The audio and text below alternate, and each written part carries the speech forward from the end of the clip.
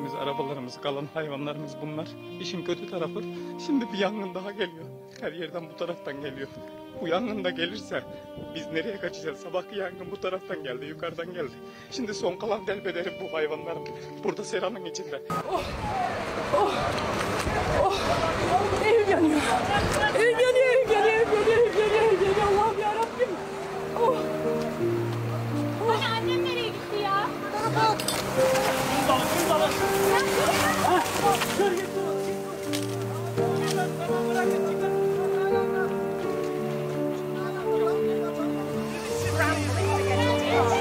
Hadi beklemeyin.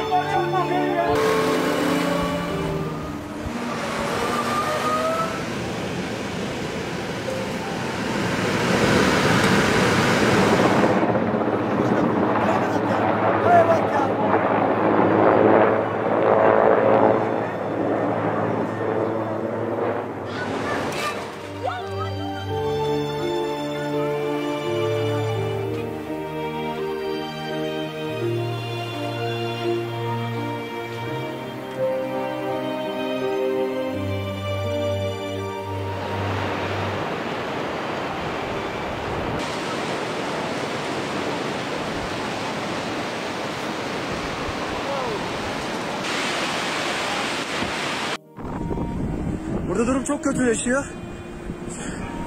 Sönmeden başka bir yerde tekrar alevleniyor. Ya kesin yanacak bir yer kalmayınca sönecek bu yangın. Çok kötü durumdayız.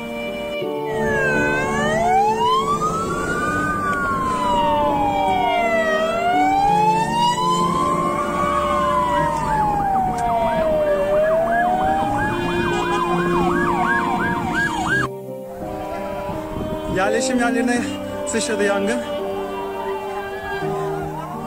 Gidiyor ya.